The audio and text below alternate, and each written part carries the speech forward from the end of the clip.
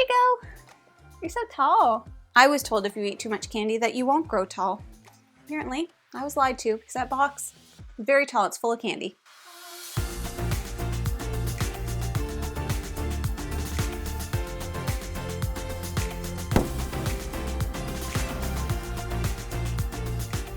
Hello everyone, welcome back to Foster the Meeple, a channel all about board games and board gamey things and all things sweet. Or at least today's video is, because we're here with another pumped up Kickstarter. And today's pumped up Kickstarter is on Sweet Lands. This game is published by Uchibacoya, who very kindly sponsored today's video. Now, Sweet Lands is going to be coming to Kickstarter. All of the links, everything you need to know is going to be in the description below. Just a few things to start. This is a prototype version of the game, so everything is subject to change, including rules and components and all that good stuff. You know how it is by this point. You know how it is. As per usual with my preview videos, I am going to give you a general overview of how the game works. Then I'm going to help you decide whether or not this game is a good fit for you. This is not an official how to play video, so please keep that in mind. This is going to be just a general overview to help you better decide whether or not it's a good fit for you. So without further ado, let's dive into this sweet, sweet land. Get it? Sweet Lands.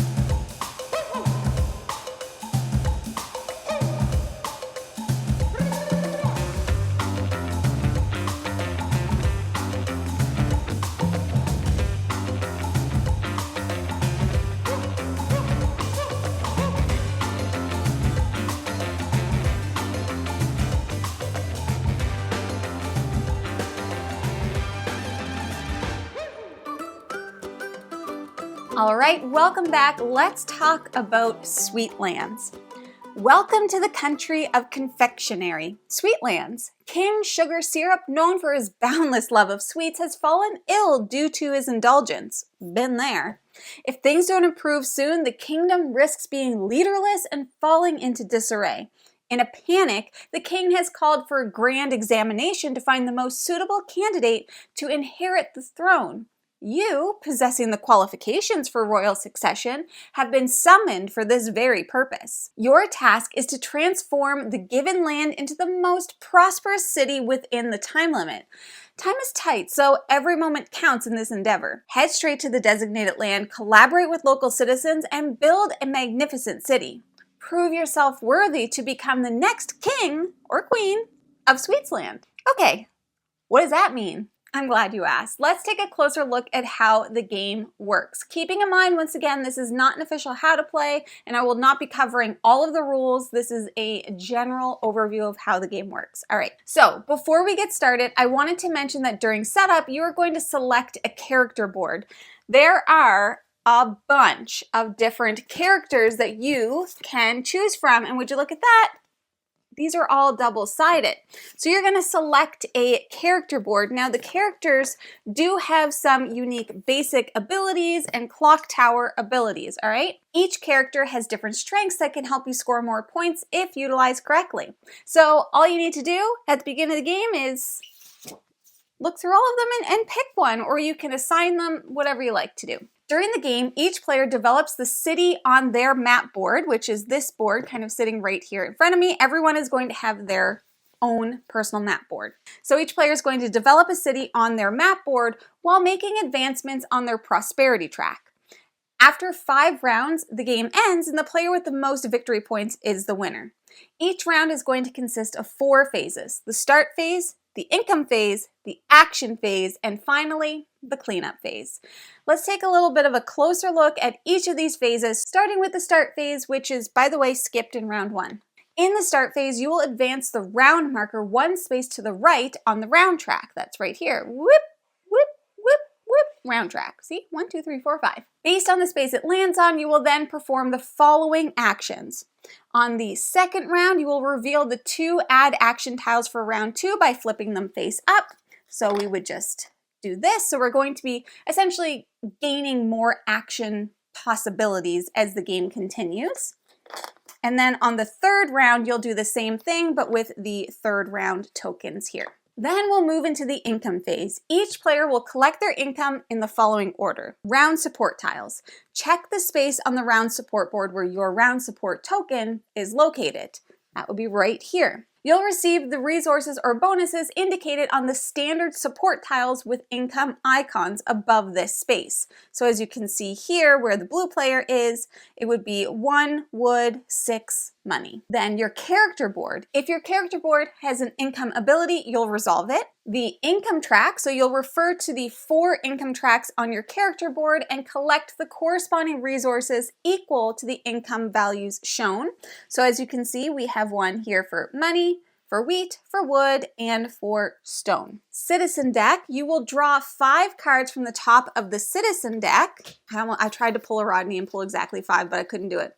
You will draw 5 cards from the top of the citizen deck and add them to your hand, unless it's the first round, in which case you'll draw 6 instead. Next up is the action phase. Starting with the starting player and proceeding clockwise, each player takes a turn. On their turn, each player may perform one of the following actions once and may also perform as many free actions as they like. The main actions are use an action space, play a citizen card, use a flip ability, or pass.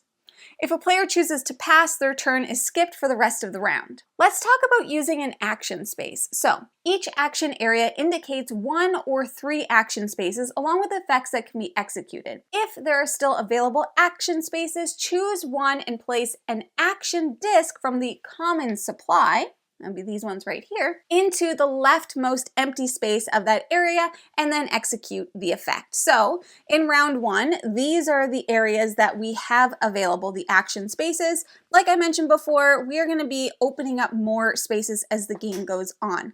But if you're going to choose to do this, you would take one of those action discs, place it in the leftmost space of whichever area you would like to go to. In each action area, you pay the cost on the left side of the arrow to gain the action on the right side. So in this example, you would pay 4 wheat to gain 2 bread. Now, to do this, you must first discard a specified number of citizen cards from your hand based on the position of the space where you placed the disc. This is known as your hand cost. So, if you place your disc in the first space, you're going to have to discard 1 card.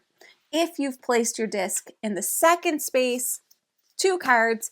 And if you placed in the third space, you are going to have to discard 3 cards, all right? So that is the hand cost and how that works. There are basic action areas and advanced action areas and special action areas on the board. The action spaces are going to allow you to do a bunch of different actions, such as gaining resources, gaining citizen cards, placing terrain tiles, property tokens, cookie rabbit tokens or road tokens, advancing the industry track, the prosperity track, or the food track. There's lots to do. So, let's look at them just a little bit closer. Placing out terrain tiles is how you start to develop your city. Placing road tokens will allow you to flip those terrain tiles to gain a bonus. So as you can see here, we are starting with a blank slate. You are going to need to place out terrain tiles onto your terrain, okay? Then eventually, and I'm not going to do a full example, but eventually you are going to have a road. You're going to have different roads that are connecting your tiles together. Placing road tokens is going to allow you to flip your terrain tiles. There's some placement rules that you'll need to know as you play the game, but just know that that's how you're going to flip those tiles. Once your terrain tiles are flipped, you can start to place out property tokens like research labs and houses and shops. And you're going to do this by paying the indicated costs. Each type of property token will unlock different things or allow you to gain bonuses. So here on our little player board, we have different types of properties, okay? And you're going to be placing those out into your map. Once again, the goal here is to develop your land, build the transportation and the infrastructure, build up the city with different buildings that are going to allow you to do different things. Advancing your industry track will be a big way to score points in this game. This action will allow you to advance your industry markers. So we have our carriage token. We also have a locomotive token. The carriage token starts on the board. Locomotive token does not. When you move the carriage token, you will immediately gain the bonus from each orange space you land on. So you can see that's an orange space. That's an orange space, that's an orange space, that's an orange space, that's one. So you're just going to be beep, beep, beep, choo-choo. You're going to be, well, horses don't say choo-choo, but you get the idea. When you land on the orange outline spaces, you will gain that bonus. Sorry, when you land on or pass, I should say. When you move the locomotive token, you will immediately gain the bonuses from each green space. So as you can see, we've got green spaces kind of intermixed in here. Advancing your food track will allow you to move your food marker. If it lands on or passes a bonus, you gain that bonus immediately. And that would be this marker right here, okay? So you'll see that there are different bonuses that you are going to land on. Placing a cookie rabbit token lets you take a cookie rabbit token from your player board, which are these very adorable cookie rabbits, and place it onto your map. This is another way to score points. To advance your prosperity track, you'll move your prosperity marker by the indicated number of spaces on the prosperity track located on the left side of the main board, which we have right here. The prosperity track consists of a total of 6 tracks in 3 different colors, and it significantly influences the victory points you earn at the end of the game. So just to recap, we have our action spaces, which are going to allow you to do a bunch of different things, such as putting out different tiles, terrain tiles, and roads, and flipping those tiles and adding buildings to your city, moving up tracks, moving your carriage or your locomotive, and moving up prosperity tracks, food tracks. There's lots of stuff going on in here. All of that is associated to the different action spaces that you are going to be kind of placing things out on. If you're curious about where you keep all of your resources and how you manage that, you will keep all of your resources here in your storage area. You have 1 cubes, 5 level cubes. So here I have 1 coin, 8 wheat, 8 wood, and 6 stone. And then these are going to be your income levels for those resources. You can also play a citizen card from your hand. This action involves paying the cost and playing 1 citizen card from your hand. There are 2 types of citizen cards, immediate citizen cards and pass citizen cards. Let's just take a closer look at a citizen card so you can kind of understand them a little bit better. Let's go for this Ronald Rum Cake, shall we? We'll put her right here. All right. First is the play cost. That's going to be listed right up here in red numbers.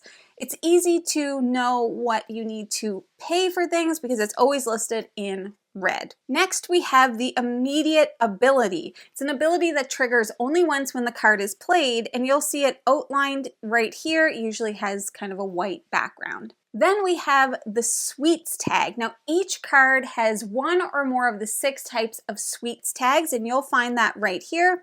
It'll essentially be highlighted. Everything else will be kind of faded out. Then we have the automation ability, which is going to be listed right here. So you'll see this one says 1 stone. This is an ability that activates when you gain an industry bonus, which we'll explain later. Then you'll have the industry tag, and that is going to be listed right down here at the bottom, and there's 3 different possibilities. This is used when performing automation. Once again, I'll get to that soon. So, immediate citizen cards have a one-time effect when played, and a pass citizen card will provide abilities when a pass is made. So, this is an example of a pass citizen. You'll see here it still has the cost, but in this area here, it will have the little pass icon. That's how you know that it's a pass citizen card, and it will still have kind of the sweets tag there. You can automate an immediate citizen card. This allows you to enhance your industry bonuses. So to automate, you will have to, let's go back to that card that I showed you before. To automate, you will need to pay 1 diamond and refer to the industry tag on the immediate citizen card and add it to the corresponding industry column. So we have agriculture, forestry, or mining. These will be found at the bottom of your player board. So if you see agriculture, forestry, and mining, in this instance, this card has the mining tag. So you're going to tuck it under like this, so that only the sweets tag, the automation ability, and the industry tag are visible. Then moving forward, every time you receive an industry bonus, you will resolve all the automation abilities shown in the corresponding industry column in order from top to bottom. So this is a little bit of an engine building piece in the game. Next up is using flip abilities. This action involves using the flip ability of 1 face-up skill tile in your possession.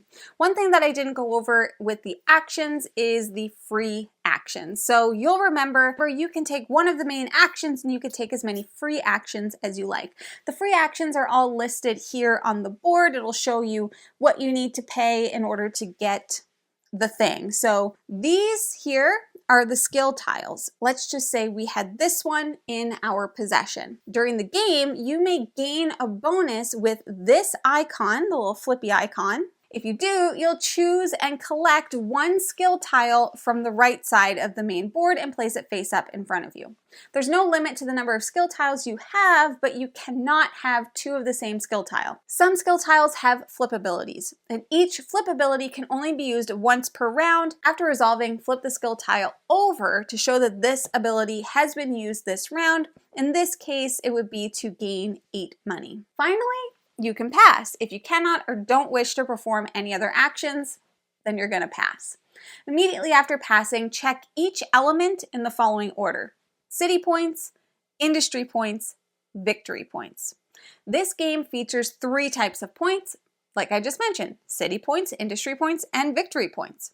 Whenever you earn any of these points, you'll move the corresponding score marker on the score track at the top of the main board. You'll see that we have 3 different kinds of scoring markers, all corresponding to the point types that I just described. If your character board has pass abilities, you will resolve them at this time, and if you have 3 or more different types of property tokens continuously adjacent in a group on your map, that group is considered to be 1 city, and you'll score corresponding points for the number of cities you have. So I just wanted to give you an example of a city. This is a city. When you have 3 or more different types of property tokens that are adjacent to each other, that is considered a city. So what you're trying to do is you're trying to build out multiple cities using the property types that you have, essentially. You will check the total of industry point icons the carriage and the locomotive token have collectively passed on your industry track. And then you're going to check the space on the round support board where your round support tile is located. You'll gain victory points from each skill tile you have that has a pass ability. So you'll see some of them have the little pass ability icon at the top, and you're going to gain victory points from each pass citizen card that you have. So you're going to do all of that when you pass. So basically when you pass, you are just gathering up and looking at all of the different points that you had gained during that round, and you're going to be scoring them accordingly. Once all players have passed during the action phase, you'll move into the cleanup phase. After the action phase of the 5th round, the game will end and players will calculate their final victory points. The player with the most points will win. That was a lot. So that is Sweetlands in an extremely general nutshell. There is a lot more detail and nuance that goes into this game, specifically when it comes to placement rules. So one thing, I didn't mention is, You have to place out your terrain tiles. They need to be either adjacent to another terrain tile or to one of these kind of like castle-y looking tiles, and they're going to go face down. You might cover up some of these bonuses with roads. You are going to need to place them kind of between two hexes, and if you place one next to a hex that hasn't been flipped, then it will flip. You will gain the bonus. The properties need to be built on already flipped tiles or terrain tiles, essentially. Even though it shows these kind of colors of terrain, they can be placed on any so long as they've been flipped. You need to make sure that you can pay for them, and when you do place them out, you will get the corresponding bonus or benefit. So really the question here is, who is this game for? This game is an ultimate point salad. Well, candy salad, that is. This is for fans of optimization, combos, bump and tracks, and not to mention, of course, adorable themes. There is a very wide decision space in this game. Hand management is going to come into play a big role because you need your cards to play out, but you also need them to pay for action spaces that you're going to. Remember, there's a hand cost for the action spaces you go to.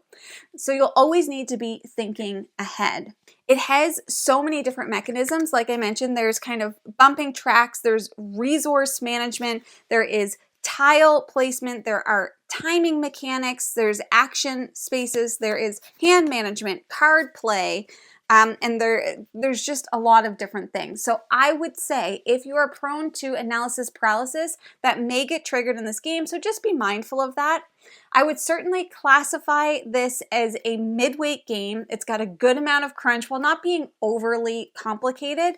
So like I said, I didn't go through all of the rules, but the rules themselves, they're not complicated. You are going to perform an action. You get to choose one of the actions to do. You can do free actions. Then somebody else is going to take a turn. They're going to do the same thing, and you are going to continue doing that until you want to pass. The actions are all straightforward. Most of them are going to be exchanging resources for something else, but then that something else is going to allow you to work on another piece of the puzzle. So maybe it's working on your map, or maybe it's working on your industry track, or maybe it's building up your hand, all of those different things. So there's just a lot of moving pieces. You're working on your own puzzle, but you can get in the way of other players by taking up action spaces that they may want. Of course, there's multiple action spaces in a particular area. So like if I wanted to go here and somebody else I played with also wanted to go here, they can still do that, but it's going to cost them a little bit more, okay? Timing in this game is everything, and almost everything you do will help you score points. So building out cities, points. Cookie rabbits, points. These things, points. Resources, like this, getting buildings out, points. Like everything that you do is essentially a way for you to get more points, and that's all that you're trying to do, is just get as many points as you can, okay? And it's 5 rounds long, so you do kind of have that strict timer for people that enjoy that kind of thing. I personally love having a specific set of rounds. It's one of my favorite things. So, my friends, that, like I said, in a very general nutshell, is Sweetlands. If you are interested in backing this game on Kickstarter, I will have all the links and everything that you need to know in the description below.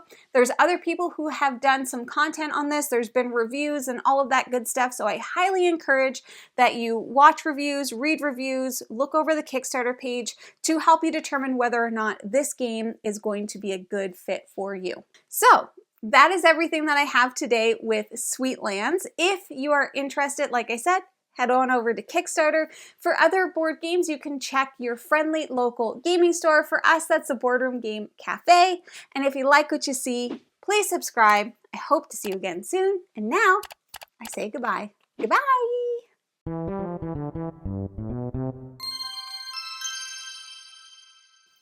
Oop, I need this. I need. Amok. Oh, my hair is amok. Amok. My spooky mug. So we have agricultural. So we have down here we have agriculture, forestry, farming. No, mining.